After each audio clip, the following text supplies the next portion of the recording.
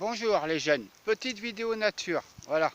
Je vais vous parler d'une plante qui n'est pas forcément tropicale, qu'on appelle le yucca.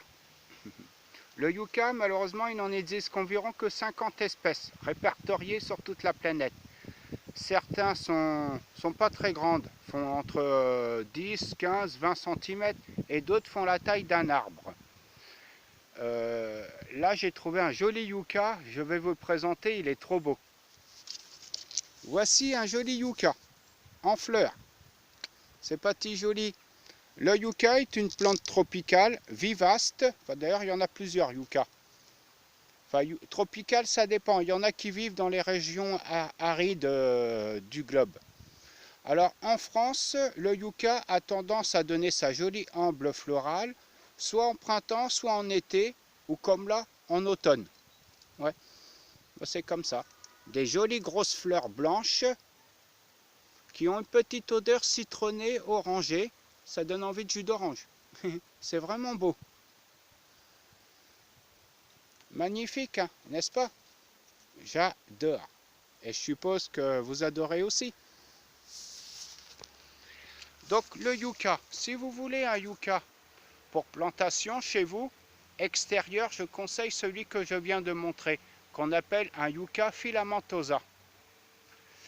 Donc plantation terre de jardin classique, surtout éviter les terres argileuses, ça ne le fait pas. Mais terre classique de jardin que vous pouvez mélanger avec un substrat terreau pour plantes tropicales. Arroser uniquement lors de la plantation au pied sans mouiller le feuillage. Ensuite, laissez la nature faire. Sauf les périodes où il fait très chaud, à la fraîche, arrosez-le au pied. Par contre, si vous voulez un yucca d'intérieur, ce qu'on appelle un yucca éléphant, et oui, c'est son nom, c'est-à-dire yucca éléphantipe. Donc, dans un pot en terre, la terre c'est peureux, ça laisse passer l'air, il va vraiment bien apprécier. Dans un substrat, un terreau pour plantes tropicales. Souvent, les yuccas, ça cause souci à l'arrosage. Alors, printemps-été, arrosez-le une fois par semaine, par exemple tous les vendredis, sans mouiller le feuillage, juste au pied. Un petit peu, le yucca n'est pas gourmand en eau.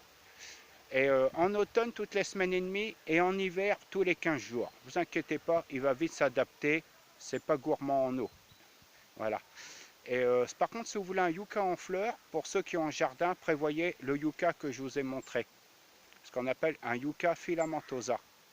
Parce que les yuccas d'intérieur, ils vous donneront jamais de fleurs.